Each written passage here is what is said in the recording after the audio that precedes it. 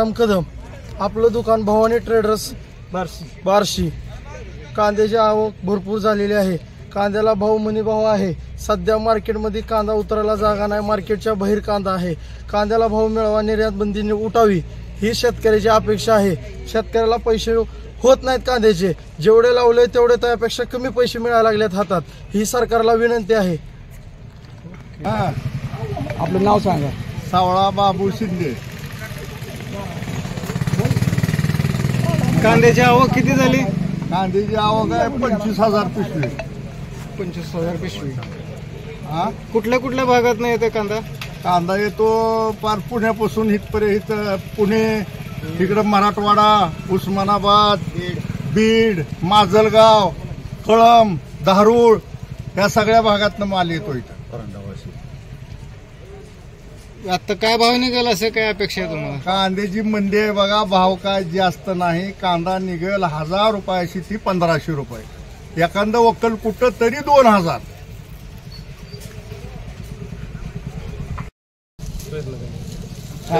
पट्ट्या टायमिंगला दिल्या, किती पट्टी असू द्या, सगळा माल उचलण्यात आला, शेतकऱ्याला योग्य भाव देण्यात आला। आतापर्यंत जेवढा माल आला, अगोदर आमच्याकडे वजन काटा होतो, नंतर आम्ही सौदे काढतो। सोलापूरला अगोदर सौदे होतात, नंतर वजन होतात, परंतु आमच्याकडे तसं नाहीये। जे वजन होतं ते वजनच शेतकऱ्याच्या त्या वजनानुसारच पट्टी दिली जाते। त्या हिशोबाने आमच्याकडे आज जवळजवळ 9 वर्षे मार्केट कमिटीला झाले आणि माननीय आमदार राजबुराव त्यांच्या नेतृत्वाखाली मार्केट कमिटीचे आमचे ज्येष्ठ व्यापारी सावळाबाबू शिंदे असतील किंवा आपले हेडशिकर आहेत, भगवान कंपनी आहे, सगळे जमदार आहेत, आमचे जे 7-8-10 व्यापारी आहेत, हे योग्य व्यवस्थित माल घेतात। कुठल्याही शेतकऱ्याची पट्टीची कधी अडचण नाही, त्या दिवशी पट्टी मिळते आणि मालाला जसा माल असेल तसा भाव मिळतो। फक्त परवा 15 दिवसामध्ये 25 रुपये बाजार उतरला, 40 रुपयापासून। गव्हर्नमेंटने जी काय बंद केलंय निर्यात, ती चालू करणं महत्वाचं आहे, नाही तर शेतकऱ्याचं काही खरं नाही, परवडत नाही शेतकऱ्याला। भयंकर बाजार उतरलेले आहेत आणि शेतकरी भयंकर संकटामध्ये आहे, तर ती गव्हर्नमेंटने विचार करावा या गोष्टीचा।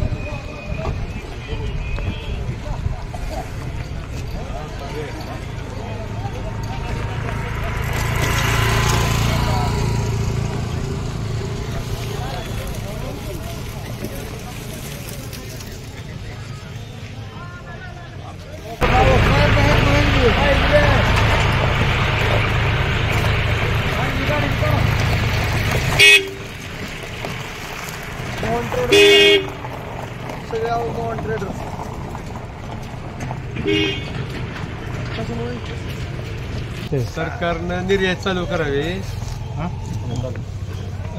सरकारनं निर्यात चालू करावी। जी काय खर्च झालाय ते बी निघत नाही, रोजगार निघत नाही, शेतकऱ्याला अक्षरशः आत्महत्या करण्याची वेळ आली। इथं करावी का शेतात जाऊन करावी आम्हाला समजा नाही काय। त्यासाठी तुम्ही जरा सरकारला ही करा आणि कांदा भाव वाढलेला तुम्ही जाहिरात करीत जाऊ नका चॅनलला। नाही, कांदा वाढलेलाच म्हणतं काय निर्यात उठवा चॅनलवाले, तर आम्हाला खर्च आणायला परत खाता नाही, तर आणतच आम्ही बांधाव कांदा टाकणार। निर्यात उठवलीच पाहिजे, आणायला सुद्धा परत नाही आम्हाला। तुमचं नाव काय?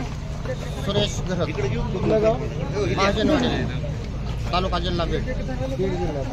तुमचं काय आपलं नाव? मोहम्मद दस्तगीर मुजावर, उंबरगे, तालुका बार्शी, जिल्हा सोलापूर। तुम्ही बोलणार ना?